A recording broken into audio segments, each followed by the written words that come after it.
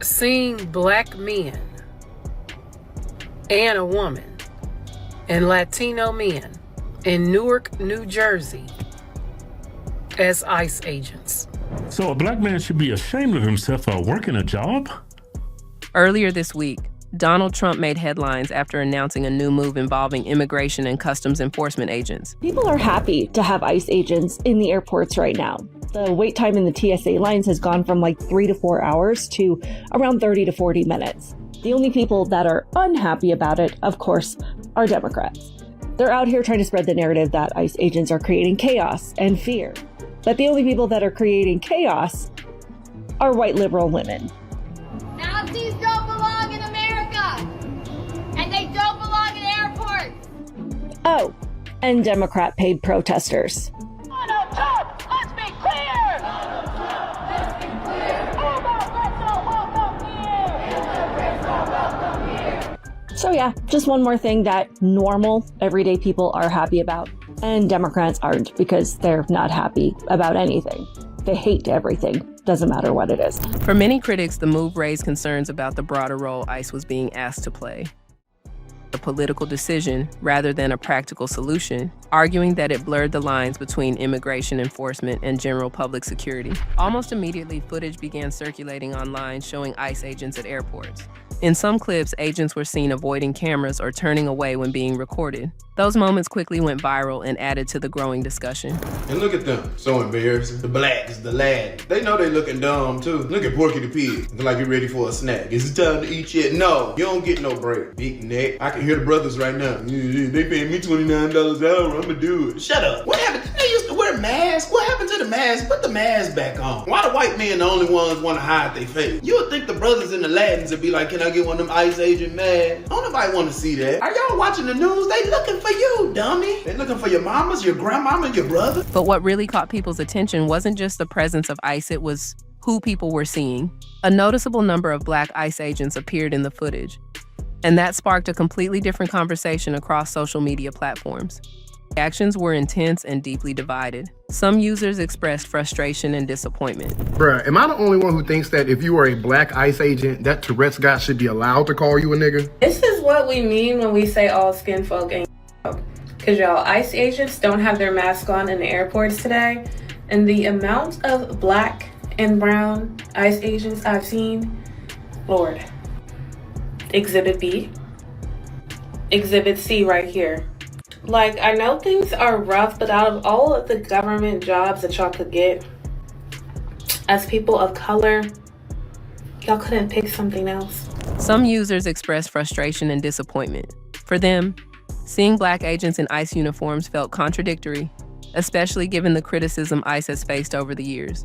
Trump put ICE exactly where he wanted to put them. Think about it. You ain't got money to pay TSA, but you got money to pay ICE. A number of posts described these agents as being aligned with systems they believe disproportionately affect minority communities. Others took a different stance. They argued that these agents are simply individuals doing their jobs, people who are working to support themselves and their families. From this perspective, criticizing someone for their employment choice ignores the realities of economic pressure and personal responsibility.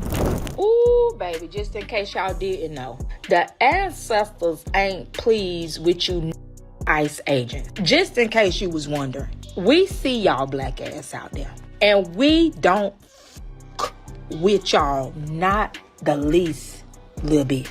I mean, you have literally sold your soul for profit, and you believe that something good gonna come from it. You are forgetting that these motherfuckers are racist, and that when it's all said and done, and they have used you until they can't use you no motherfucking more, they gonna hang your black ass out the motherfucking dry.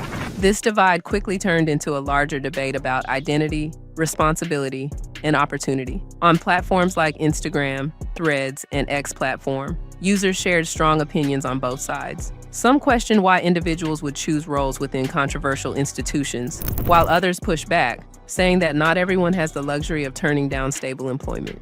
The discussion didn't stop there. It expanded into comparisons with other professions. Some users pointed out that similar debates have existed for decades regarding Black individuals working in law enforcement, the military, or correctional facilities. So we have a black woman working for ICE agents. Now, what are my thoughts on that? I don't agree with it. I think being a black person working for ICE agents is like a black person working with the KKK. That's really how I feel. Now, maybe she needs to provide for her family. That's her only option. No, cool, whatever. But this is my controversial take. I think any black person that works for police officers, or especially ICE agents, they are sellouts. 9 out of 10 times. Let me explain why.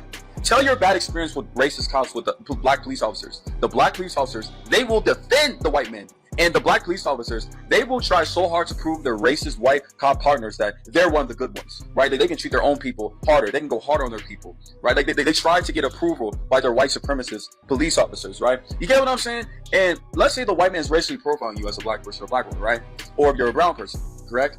And the black police officers, they're not going to hold the other white men accountable. These roles have often been viewed through conflicting lenses, either as service to the country or as participation in systems that have been criticized. Public commentators also join the conversation, adding more layers to the debate. Shame on all the black ICE agents that I have seen trolling through those airports. She's African, right? Are you not even embarrassed as a black person, knowing who they're coming against?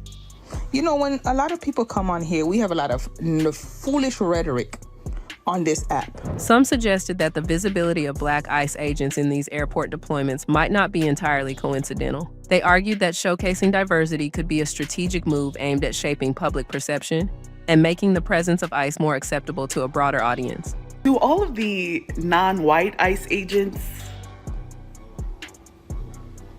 who do you think is going to miss out on those bonuses and all that money? Do you think it's the white agents? Because I can tell you, as being in the workforce of America for over 12 years, it's not going to be you. You're not going to be the person taking that home, babes. And you're doing all of this for that? Hun, you've got to be smarter than this. You are not going to be the recipient of that cash. Is just not going to your black ass, your black and brown ass. It's not happening. And I'm sorry. I wish it was different. I'm a black woman. I'm getting even less than you. But I wish it was different, but you are not getting that money. It's not going to you. Others disagreed with that interpretation, saying there's no clear evidence of intentional selection and that the agents seen in videos simply reflect the existing diversity within the agency. There were also voices who took a more nuanced position. They acknowledged the concerns about ICE as an institution, while also recognizing the complexity of individual choices. For them, the issue isn't as simple as labeling people right or wrong. It's about understanding the broader system and the limited options some individuals may face. Meanwhile, the political context surrounding the situation continues to play a major role. The partial government shutdown has already created challenges across multiple sectors, and the shortage of TSA workers is just one example. Deploying ICE agents is being presented as a temporary solution, but the optics of the decision have arguably had a bigger impact than the policy itself. So there's a video of this black woman going around that she's working for ICE and she's been put at the airports. And I reposted a screenshot of it, and then I put, oh my God, like we've lost a sister. And the black Americans in the comments are eating me the fuck up. Someone said, there is no shame on her whatsoever for working for ICE. Black Americans are not obligated to have an alliance with illegal immigrants. Okay, valid, but I did not know that many black Americans were for ICE. I also saw a post where someone said, this is exactly what I voted for. Go MAGA. And then there's other people saying like she needed money, you know, money's money. Okay, I also didn't know that all money is good money. And I'm just like, at one point, weren't ICE agents kidnapping black Americans? And then I just came back to realization and I said, you know what? Let me mind my business. And I thought, this is exactly why Harriet Tubman left a lot of people behind. For supporters of the move, it demonstrates a willingness to adapt and keep essential services running. For critics, it raises questions about priorities, resource allocation, and the long-term implications of using enforcement agencies in new roles.